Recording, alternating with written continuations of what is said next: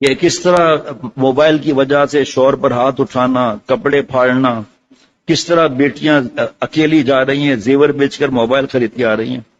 اب آپ کو پتا تھا کہ پہلے ہی اس نے پکڑا تھا گندی فلموں میں بیٹیوں کو، تو چھین کر اس نے گم کر دیا بیچارہ۔ اتنا شور کہ اتنی لڑائی، والد کا گریبان پکڑنا، دھکے دینا۔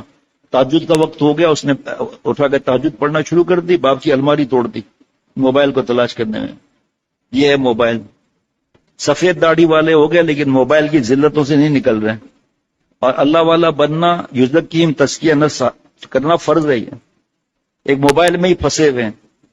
تفہیم الفقہ حضرت تھانوی، حضرت مفتی نعیم صاحب کی کتاب ہے، اس میں قیامت کی نشانیاں بتائی گئی ہیں قرآن پاک حدیث پاک سے، اور اس وقت کیا اس کو بیان کیا جائے، لیکن آگے آ کر لکھا آخر میں کیا ہوگا۔ جب دجال جب آئے گا تو لکھا ہے دجال کا معنی ہے مکار، جھوٹا، جناب دین کی باتوں کو خلط ملط کرنے والا، جائز ناجائز کو خلط ملط گڑبڑ کرنے والا۔ اب میں جمعے میں بھی پوچھا، میں نے جمعرات کا مجمع تو اور زیادہ بڑا ہوتا ہے، میں نے اپنے دوستوں سے پوچھا بتاؤ بھائی، ابھی آپ سے پوچھ رہا ہوں، سب جواب دیں، کیا موبائل مکار ہے یا نہیں؟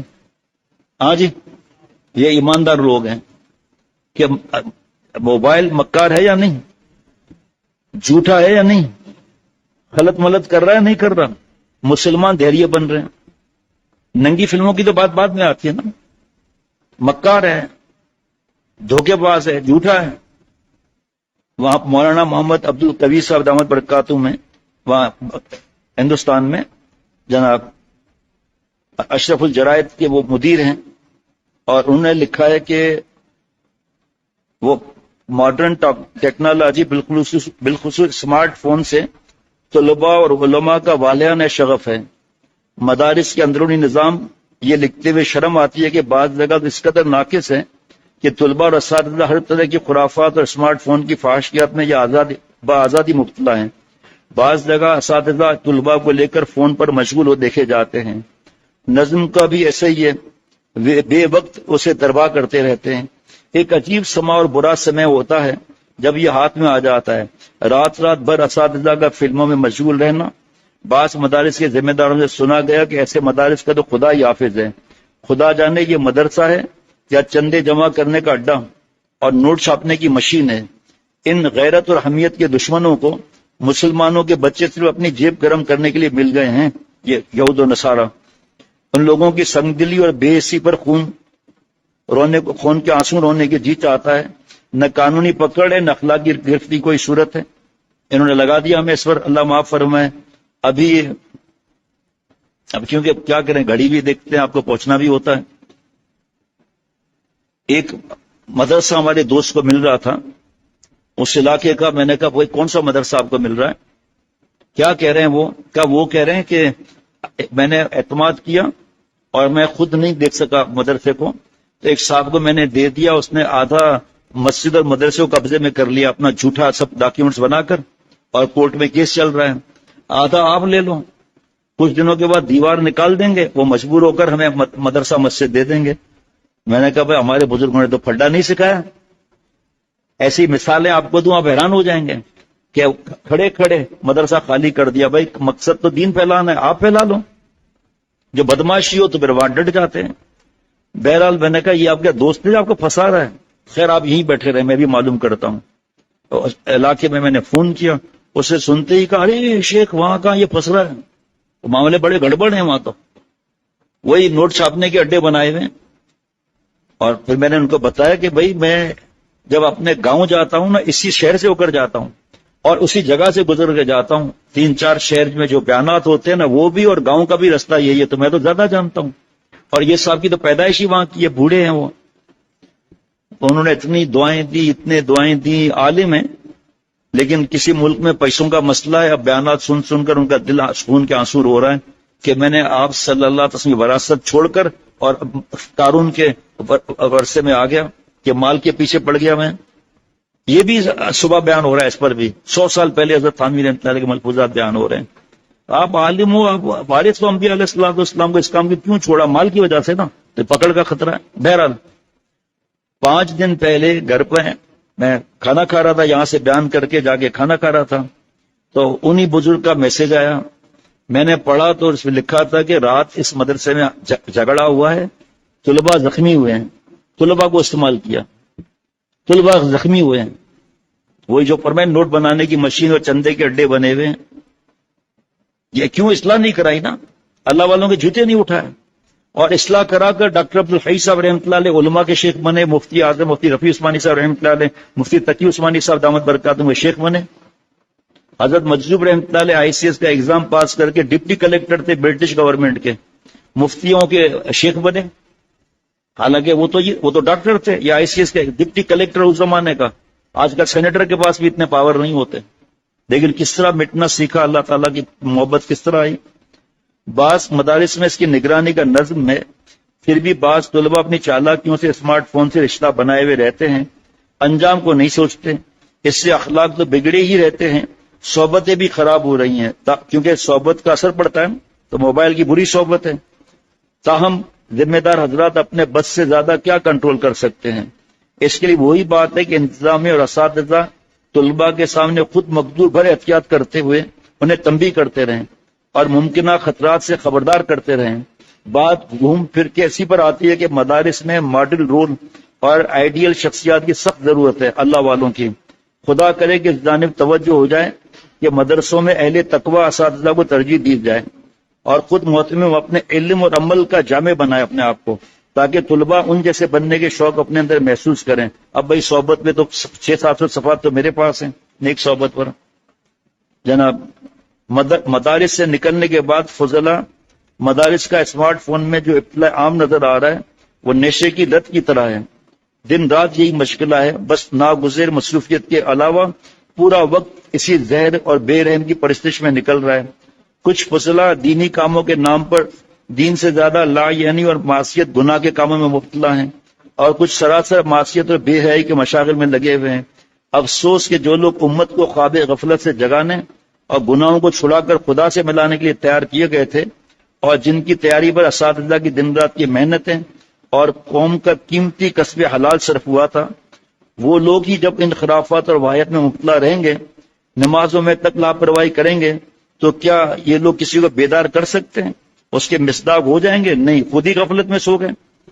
فضلہ مدارس علماء اور صلحاء کی شکلوں میں تو ہیں، مگر اب ذوق بالکل اس سے مختلف ہوتا جا رہا ہے۔ نعت سنانے کے لیے کہو تو موبائل میں دیکھ کر سناتے ہیں، تلاوت کے لیے کہو تو موبائل سامنے رکھ کر کرتے ہیں، تقریر کھڑنے کے لیے کھڑے ہوتے ہیں تو موبائل ہاتھ میں رہتا ہے، جلسوں اور اسٹیجوں پر دیکھو تو موبائل میں مشغول دکھائی دیتے ہیں۔ یعنی موبائل تو ایک آفت ہی ہے، اس کی نمائش اس سے بھی بڑی آفت بن گئی۔ ایسا بسا اوقات موبائل کے اب میرے پاس الحمدللہ، اس کل بھی آج صاحب ایک آئے تھے تو کوئی بات نکلی، میں نے کہا یہ موبائل دیکھ لیں آپ، حالانکہ اس میں کیمرہ وغیرہ سب کمپیوٹر کے ذریعے انہوں نے بند کر دیا، کوڈ بھی مجھے نہیں معلوم۔ یہ دیکھیں میں نے ٹیپ لگایا ہوا ہے اس پر تصویر پر، اور یہ جو لیپ ٹاپ ہے جس سے بیان چلتے ہیں، ان سے کوئی فیس بک یوٹیوب انٹرنیٹ ہے ہی نہیں، تو سب چیزیں کہاں سے آئیں گی؟ مسئلے وہاں پر مدینہ شریف میں ریاض الجنہ کے لیے تصریح لینی ہوتی ہے اسمارٹ فون پر جناب۔ اب میرے پاس تو موبائل تو ہے اس میں، لیکن نیٹ وغیرہ نہیں ہے، تو جو ساتھی ساتھ تھے انہوں نے کہا کوڈ کون سا ہے، میں ہنسنے لگا، مجھے معلوم ہی نہیں۔ انہوں نے کراچی فون کر کے کوڈ لے کر کھولا، ریاض الجنہ کی تصریح ملی، ریاض الجنہ سے باہر نکل کے موبائل دیا، میں نے کہا اس میں کوڈ لگا دیں آپ، مجھے اپنے پر بھروسہ نہیں ہے۔ بھروسہ کچھ نہیں اس نفس امارہ کا، اے زاہد فرشتہ بھی ہو جائے تو اس سے بدگمان رہنا، اتنی دیر تو ہے گناہوں میں۔ آپ صلی اللہ علیہ وسلم دعا مانگ رہے ہیں، وَلَا تَكِلْنِي إِلَىٰ نَفْسِي طَرْفَةَ عَيْنٍ، اے اللہ پلک چھپکنے کی دیر تک بھی مجھے میرے نفس کے حوالے نہ فرما۔ آج سے 40 سال پہلے جو حافظ شفقت چھوٹے بھائی حضرت کی اجازت یافتہ ہیں، ہم دونوں پڑھ رہے تھے قیامت کی نشانیاں، تو ہم حیران تھے کہ یہ تو کتنی نشانیاں آ چکی۔ پھر یہاں آ کر ہم رک گئے، دوسری کتاب پڑھ رہے تھے کہ آپ صلی اللہ علیہ وسلم فرما رہے ہیں اللہ نہ پلک چھپکنے کی دیر تک بھی مجھے نفس کے حوالے نہ فرما، میری طرف دیکھیں آپ، یہ پلک چھپک گئی نا، اس میں کیا گناہ ہوتا ہے؟ بہرحال حدیث پاک تو ہم خاموش رہے۔ یہ موبائل اسمارٹ فون جب آیا اس نے بتا دیا پلک چھپکنے کی دیر میں کیا گناہ ہوتا ہے۔ ماں باپ خرچہ کرتے ہیں ڈاکٹری وغیرہ پر، سیلف فنانسنگ اسکیم میں 60-60 لاکھ بھرتے ہیں، ہاسپٹلوں کا الگ، یونیورسٹی جاؤ وہاں کے خرچے الگ، ہاسٹل کے خرچے الگ، کالج میں جاؤ کوچنگ سینٹر 90% عیاشی کے اڈے اور اتنے خرچے. اور اس کے بعد اللہ معاف فرمائے اب جناب کمپیوٹر پر ابا جیسے ہی آئے اس نے ایسے کر دیا موبائل پر، پلک چھپانے کی دیر ہوئی نا، اور سامنے جناب وہ دینی کتاب رکھی ہوئی ہے موبائل میں. ابھی تو ننگی فلم دیکھ رہا تھا. تب پتا چلا کہ آپ صلی اللہ علیہ وسلم نے 1400 برس پہلے یہ دعا کی ہے. حضرت یوسف علیہ السلام فرما رہے ہیں وما ابرئ نفسی، میں اپنے نفس کو پاک اور بری نہیں بتلاتا. مفتی فرحان بیٹا ہے اور حافظ فرقان دونوں سلا کر سوتے ہیں، پوتے صاحب بھی. رات کو شیخ الاسلام مفتی تقی عثمانی صاحب کا کلپ سنایا 8 منٹ کا، جس میں 2003 کے فضلہ تھے ان کا جوڑ تھا. تو اس میں سب کی طرف سے کسی نے سوال کیا میڈیا پر آنے کے لیے، اب گھڑی دیکھوں یا یہ بات کروں. فرمایا کہ اس سے بچنا تقریباً ناممکن ہے. آپ نہیں چاہیں گے سامنے تصویریں آ جائیں گی، ہمیں کیا ضرورت ہے اس طرح کرنے کی. پھر سیاست پہ سوال کیا، اس کا بھی جواب حضرت شیخ نے اسلام دامت پر وائرل ہو گیا ہوگا. ہر بات تیزی سے چلتی، عمل کون کرتا ہے؟ تو وفاق المدارس نے لکھا بھی ہے اور اعلان بھی ہے کہ مساجد، مدارس، دینی اجتماعات اور مقدس مقامات کو تصویر سے پاک کریں، لعنت سے، تصویر لعنت سے پاک کریں. پھر حضرت شیخ الاسلام کے قریب کے شاگرد، پرانے اور بہت قریب کا تعلق، پروفیشنل اسٹینڈ لگایا اور پروفیشنل کیمرہ، اس سے مووی بن رہی ہے. کیا اپنے شیخ کا اور اپنے استاد کا کیا فیض پہنچے گا؟ حضرت بھی اس طرح کرتے ہیں. اور جو بحث کرتے ہیں، طنز کرتے ہیں کسی تصویر کے بارے میں، ہمیں آپ کو کیا معلوم کیا مسائل ہیں نہیں ہیں. لیکن چینل تو نہیں ہے نا تبلیغی جماعت کا. حضرت جا کر بڑے کیمرے لگوا کر تو مووی نہیں بنواتے. لیکن انہی کی دیکھیں گے ان کا اس طرح ہوا تھا، اچھا ٹھیک ہے ہوا تھا، ان جیسے تو بنے پہلے ہم. ہمیں وہ داؤ پیچ تو سیکھیں اس سے بچنے کی برائی سے. ایسے نالائق ہیں، گروپ بنا ہوا ہے، تھوڑا علم آ گیا، اپنے اکابر کے شان میں گستاخی، جناب سلف صالحین میں گستاخی، موجودہ علماء ان کے بارے میں گستاخیاں. بھئی آپ تو علم حاصل کر رہے ہو، اپنے ہی تھالی اس جس تھالی میں کھا رہے ہو اسی میں چھید کر رہے ہو. جناب فرمایا کہ موبائل ہاتھ میں رہتا ہے، جلسوں اور اسٹیجوں پر دیکھو تو موبائل میں مشغول دکھائی دیتے ہیں. یعنی موبائل تو ایک آفت ہی ہے، اس کی نمائش اس سے بڑی آفت بن گئی. بسا اوقات موبائل کے ساتھ اس درجے کے تعلق کو دیکھ کر عوام پریشان ہے. میرا تجربہ ہے کہ اصلی علوم سے وابستہ لوگ اسمارٹ فون سے اتنے نہیں جڑے ہوئے جتنے دینی علوم سے وابستہ حضرات جڑے ہوئے ہیں. مدرسے کا وظیفہ لے رہے ہیں اور اسمارٹ فون خریدا ہوا ہے، ہر مہینے وظیفہ لے رہے ہیں اور اس سے زیادہ خرچہ کر رہے ہیں، اس کے جو پیسے بھرتے ہیں اس میں خرچہ کر رہے ہیں. کبھی اپنے ہی مدرسے میں 50 روپے دیے، کبھی ماں باپ پر 200 روپے خرچہ کیا، ایزی لوڈ پہ پیسہ خرچہ کر رہے ہیں. اور اس میں کس کس چیز میں گھسے ہوئے ہیں.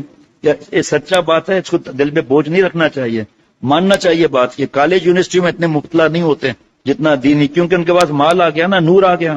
تو اس کے ڈاکو یہ چیزیں نفس ہے، یہ چیزیں اس وقت کا دجال ہے یہ. جناب اللہ ماشاء اللہ ایسے حالات میں اہل مدارس کی بڑی ذمہ داری ہے کہ تربیت طلباء کے عناصر میں اس تازہ عنصر کو اہتمام سے شامل کریں، اچھا نظام بنائیں، خود بھی اچھا مظاہرہ کریں. ہر دور کی ترجیحات ہوتی ہیں، یہ اس دور کی تربیت کی ترجیح ہے.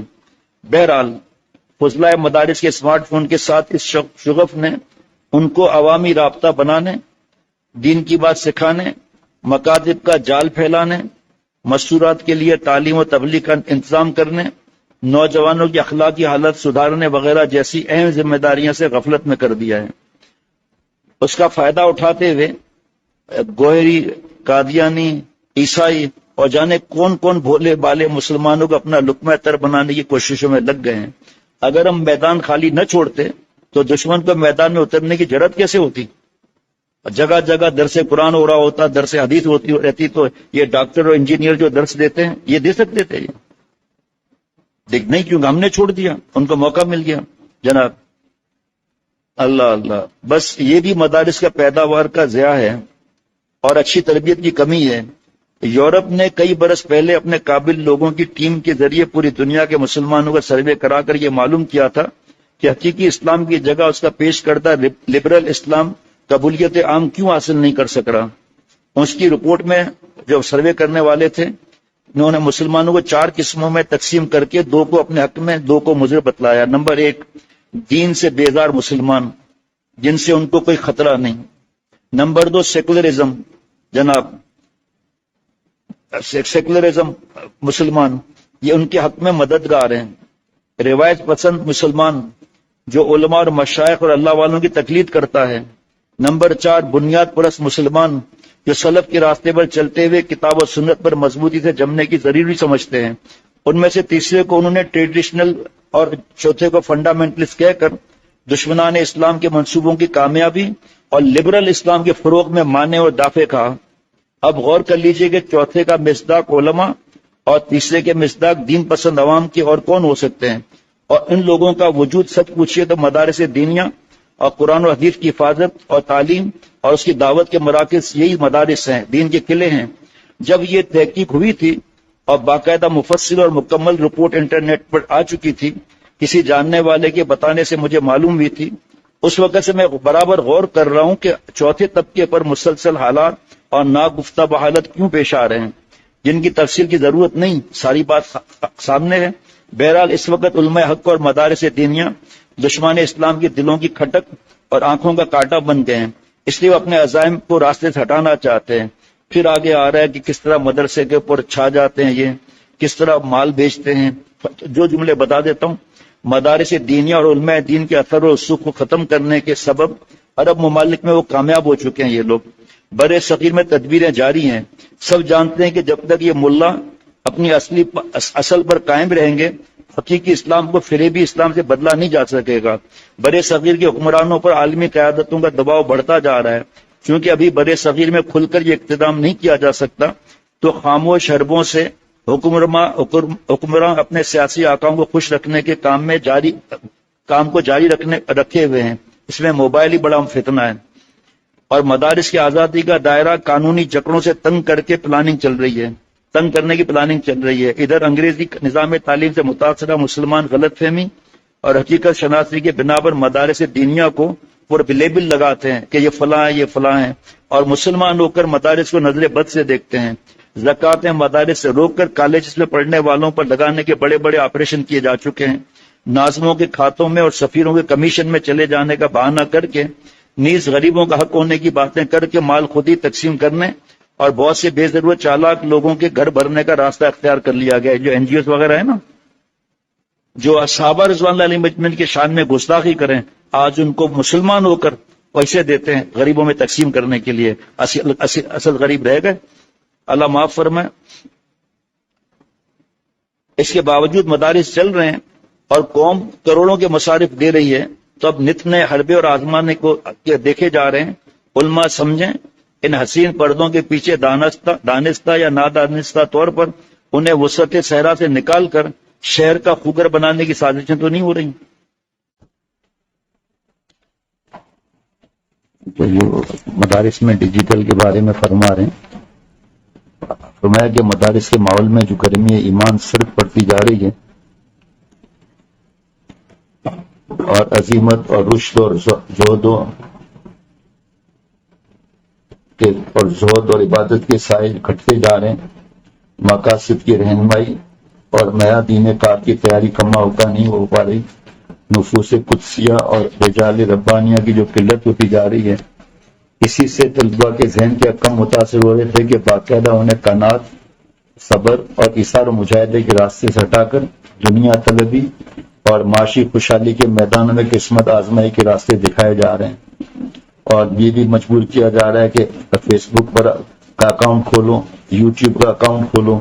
تو آپ ہی سوچیے کہ سرمایہ ملت کو نگہبان کیسے ملیں گے جو ہر قسم کے ایثار اور قربانی کے جذبات سے معمور ہو کر اور ہوس سے دنیا سے دور رہ کر صرف اور صرف ملت اسلامیہ کے دین اور بندگان خدا کے ایمان کو سلامت رکھنے، امانت کتاب اور سنت کی حفاظت کرنے اور اسے چار دانگے عالم میں پھیلانے کی خاطر اپنے آپ کو وقف کر دیتے تھے. ان کے ہاں کام کے اعتبار سے دن رات یکساں ہو جاتے تھے. وہ اپنے نبی پاک صلی اللہ علیہ وسلم کی طرح ہر وقت اللہم امتی کے گن گاتے رہتے تھے. جن کے سینوں میں گرم دل اور جسموں میں تڑپتی ہوئی روحیں ہوتی تھیں، جن کی فکریں بلند، عزائم مضبوط اور جہد اور عمل لامثال ہوتے تھے، جن کی راتیں رحمان کے قدموں میں سر رکھ کر بسر ہوتی تھیں اور دن نبی کے صلی اللہ علیہ وسلم مشن کو زندہ رکھنے میں گزر جاتے تھے.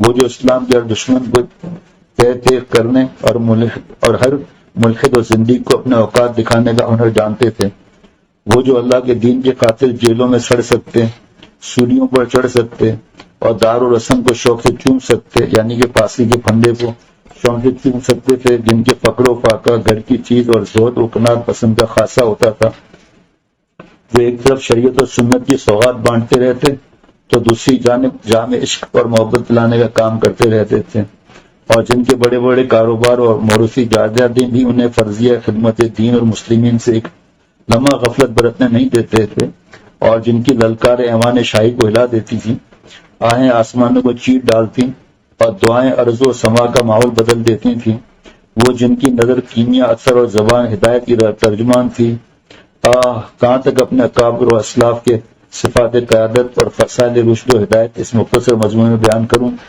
تاریخ ان کے تابناک زندگیوں اور انقلاب آفرین قربانی سے بھری پڑی اور دعوت عبرت و سبق آموز دے رہی ہیں، لیکن افسوس کہ ہم ان کو دیکھنے کے بجائے غفلت میں ڈوبے اور ہوس سے دولت اور شہرت، حب جاہ حرام اور منصب کے نشے میں چور اہل دنیا کی طرف دیکھ رہے ہیں، ان کے مال و متاع اور اندر سے بے لطف باہر کے پرشکوہ زندگیوں پر رال ٹپکا رہے ہیں، ان جیسے بننے کی جذبات دلوں میں سند فضیلت اور عالمیت حاصل کر کے میدان عمل میں اتر رہے ہیں۔